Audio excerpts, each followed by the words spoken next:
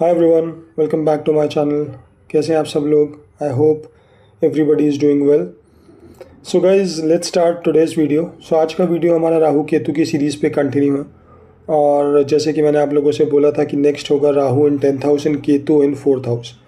I know lot of people are waiting in this video because this video is very important, because again 4th house and 10th house is very important. हमने last time जो video किया था उसमें Rahu, not last time but हमने पहले एक video किया था उसमें राहु 4th में था और केतु 10th में था। तो मैं उसका लिंक डाल दूंगा डिस्क्रिप्शन में, आप लोग वो भी देख सकते हैं अगर वो किसी का मिस हुआ। But these two houses becomes very important. वैसे तो चारों केंद्र हाउस बहुत इंपॉर्टेंट होते हैं, जैसे कि हम लोगों को पता है केंद्र हाउस हमारे ये चारों होते हैं। ये चारों हाउस हमारे 1st, 4th, 7th and 10th ये हमारे केंद्र हाउस होते हैं। बट 1st एंड 7th भी इंपॉर्टेंट हाउस है, फर्स्ट तो ऑब्वियसली इंपॉर्टेंट है ही। इसी पर 4th and 10th again holds big importance. Why? क्योंकि जैसे मैंने पहले ही बताया था 4th हाउस ये वाला है, 10th हाउस ये वाला है। 4th हाउस जो होता है हमारी प्राइवेट, हमारी इनर लाइफ के बारे में बताता है। 10th हाउस हमारी पब्लिक लाइफ के बारे में बताता है, आउटर लाइफ के बारे में बताता है। और ये बहुत इंपॉर्टेंट बन जाते हैं। और भी बहुत सारी क्वालिटीज़ हैं 4th हाउस, जैसे कि हमारा it tells us about our mother's nourishment, mother के साथ कैसा रिलेशनशिप है। ठीक है, मदर के साथ हम किस टाइप का रिलेशन, अच्छा बुरा शेयर करते हैं।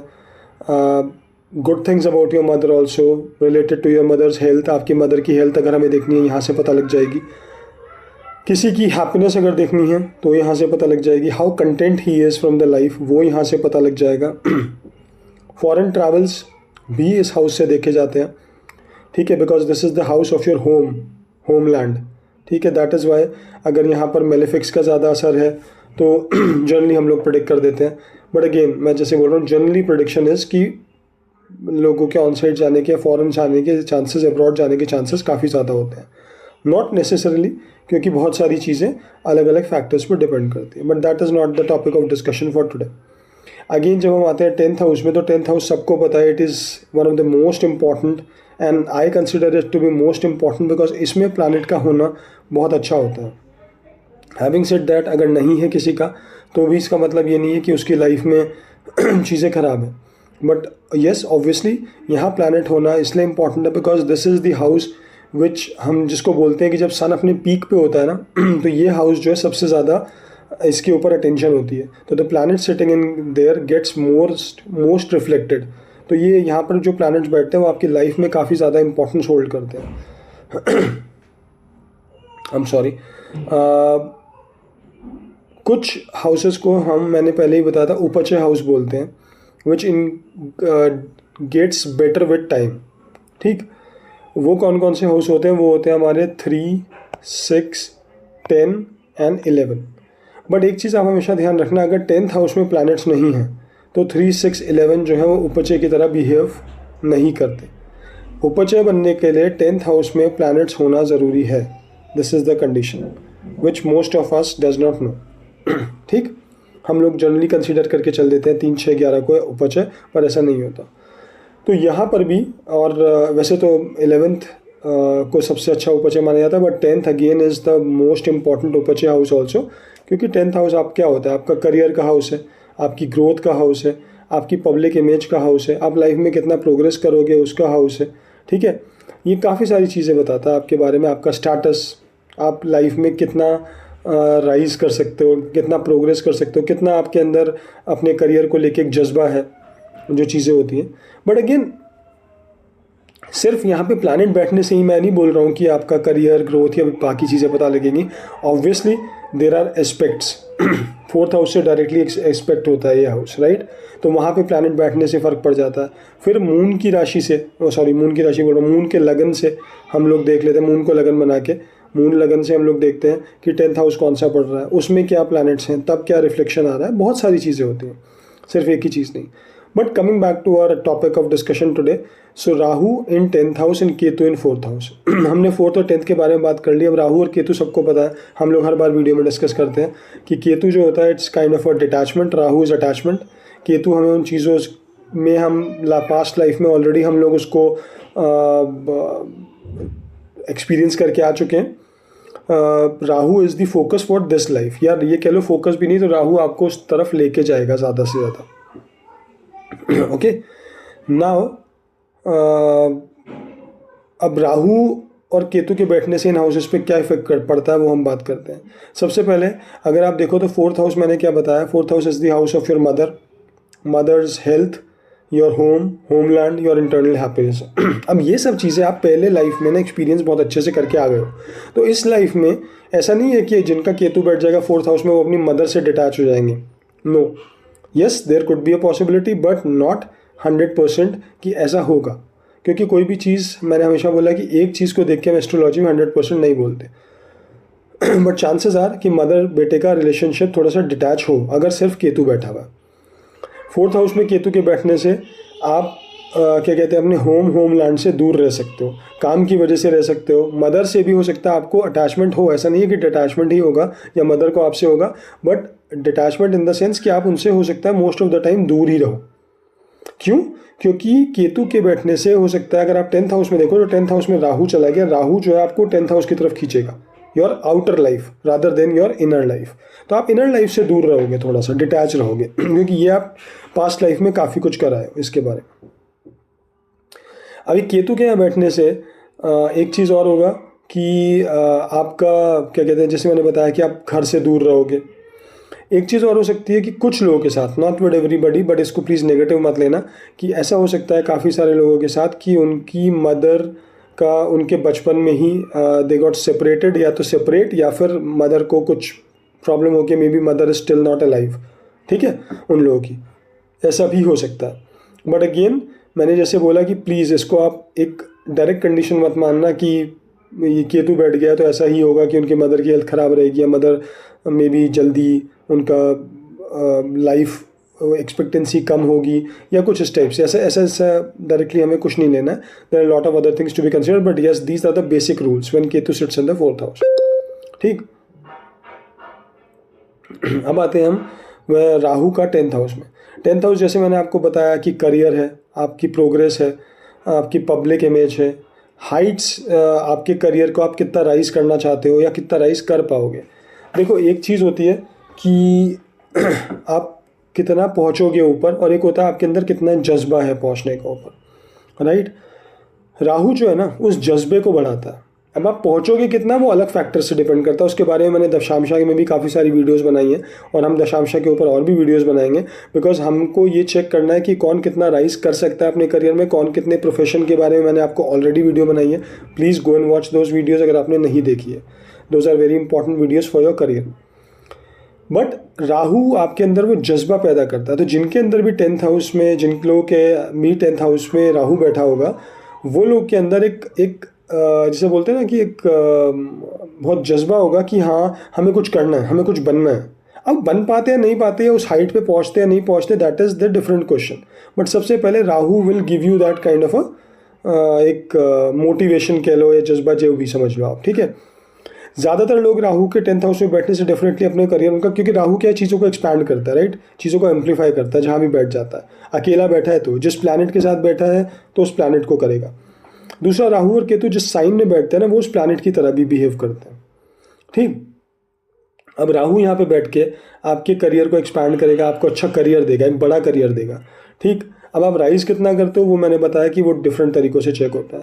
उसके बाद Rahu will do everything, because Rahu का मतलब क्या होता है, Rahu is a malefic planet who just want to achieve everything. ये हम हर हाउस में बात करिए, चाहे वो 7th हाउस हो, चाहे 1st हाउस हो, किसी में भी हो, हमने हमेशा यही बात करी कि राहु एक ऐसा प्लैनेट है जो बहुत ज़्यादा उसका फोकस रहता है कि जिस घर में वो बैठ गया उस घर की चीज़ों को उसको अचीव करना है एनी हाउ। ठीक है, right way wrong way doesn't matter, but उसको करना है। ठीक है, तो इसीलिए अब आप देखोगे राहु जो है हम लोग बहुत सारे, इसीलिए राहु को ना एक्टिंग फील्ड और ये एक तरीके से अगर आप समझो तो नेता और अभिनेता के लिए बहुत इंपॉर्टेंट हो जाता है राहु। तो 10th हाउस में बहुत सारे लोगों का राहु हो सकता है जो पॉलिटिक्स में हो या फिर जो बॉलीवुड या किसी एक्टिंग फील्ड में हो, और अगर ऐसा है तो definitely they will do good in their line. क्योंकि राहु उसी से रिलेटेड है। टेक्नोलॉजी फील्ड से राहु रिलेटेड है, न्यू एज टेक्नोलॉजी से। तो अगर टेक्नोलॉजी वाले लोग जो टेक्निकल फील्ड में काम कर रहे हैं, इंजीनियर्स एंड ऑल, अगर उनका राहु जो है वो 10th हाउस में बैठा हुआ है, तो that Rahu will also give you a good career. वैसे तो ओवरऑल भी अच्छा ही देगा, पर इन स्पेसिफिक लोगों के लिए Rahu will do good in 10th house. वैसे भी मुझे ऐसा लगता है कि this is one of the best positions for Rahu. ऐसा नहीं है कि यही है कि, बट हाँ, जैसे 11th हाउस में भी राहु बहुत अच्छा होता है, तो इसी तरीके से 10th हाउस का राहु भी बहुत अच्छा माना जाता है। अब आप ये चीज़ ध्यान रखना, क्योंकि ये जो एक्सेस है ना 4th और 7th का, ये बहुत ही इंटरेस्टिंग एक्सेस है जो आपको इनर आउटर लाइफ की तरफ खींचता रहता है। केतु आपको इनर लाइफ से दूर करता है, आउटर लाइफ की तरफ भेजने की कोशिश करता है। Rahu again looking at your inner life, तो वो इनर लाइफ की तरफ भी लाता है। तो there is always this dance going on, zigzag going on, और वो राहु केतु जहाँ भी बैठते हैं वहाँ पे होता ही होता है, ठीक। पर इससे कोई भी कंडीशंस हम जनरल नहीं ले सकते कि अगर राहु यहाँ पे बैठ गया है 10th हाउस में तो ऐसे ही होगा, या अगर केतु 4th हाउस में बैठ गया है तो मेरी इंटरनल हैप्पीनेस ही नहीं होगी, मुझे लाइफ में पीस ही नहीं होगा, नहीं, कंटेंट नहीं होगा, नहीं, ऐसे नहीं है। Other planets you have to look, then from moon lagan you have to look where your 4th house is coming and how it is looking. बहुत सारी चीज़ें होती हैं, तब हमें जाके समझ में आता है कि नहीं इसका। पर हाँ, बेसिक प्रिंसिपल से आप ये बोल सकते हो कि केतु अगर यहाँ पे बैठ गया है 4th हाउस में, तो डेफिनेटली कहीं ना कहीं कोई ना कोई 4th हाउस की चीज़ मिसिंग होगी, अगर सारी भी ना।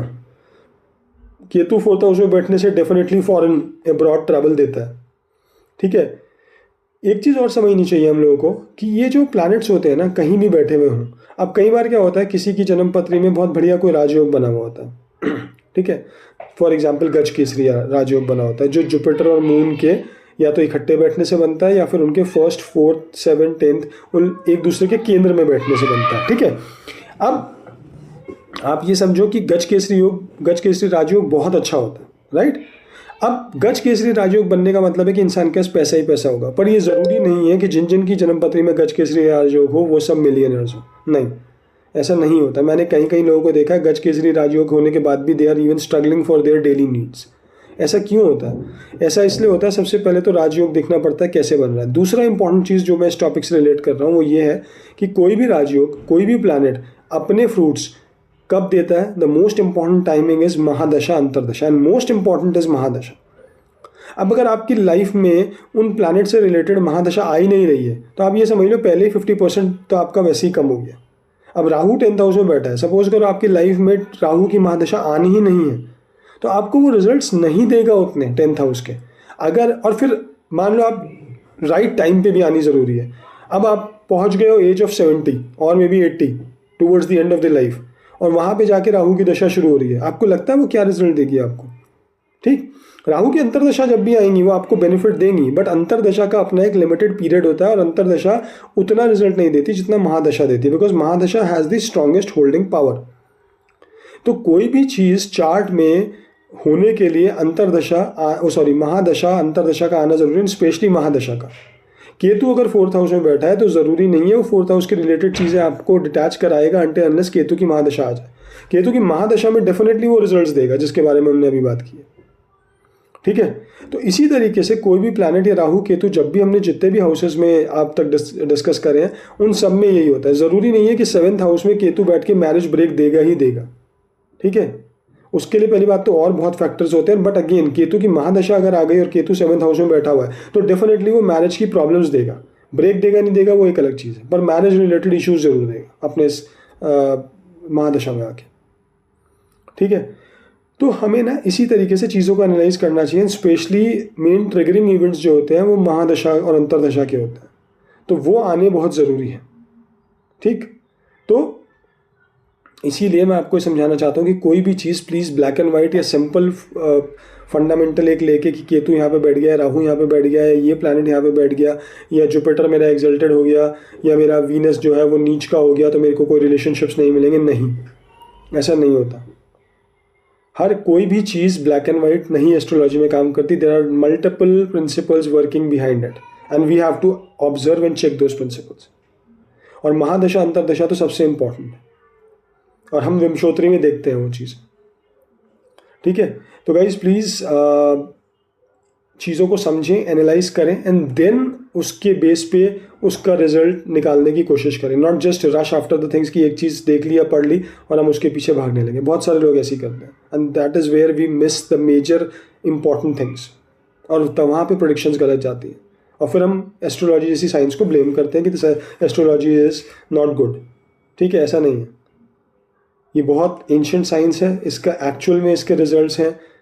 ठीक है, पर वो तभी मिलते हैं जब हम चीज़ों को डिटेल जाके माइन्यूटली जाके सब कुछ देखें। इसीलिए मैं बोलता हूँ कि चीज़ों को पढ़ना समझना बहुत ज़रूरी है, डिटेल में जाके देखना बहुत ज़रूरी है। एक एक चीज़ों को देख के हम चार्ट्स देखने नहीं शुरू कर सकते। That is why the learning is very important. So focus on the learning.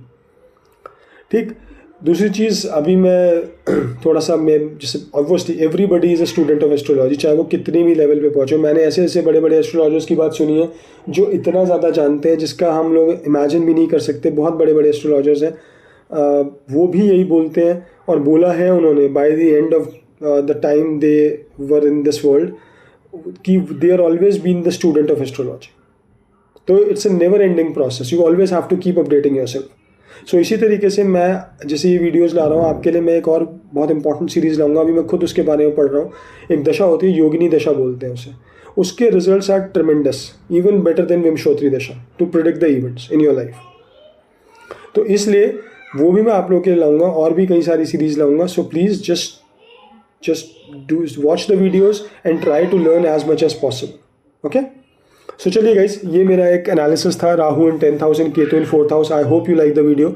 So please for more such videos subscribe to the channel, like the videos, share the videos, comment if you have any, and also मेरे website and Instagram के link और मैं और कुछ पुराने videos के link यहाँ पे आप लोगों के लिए शेयर करूँगा, so that you guys can go and learn and see the things. Alright, चलिए, thank you so much, bye.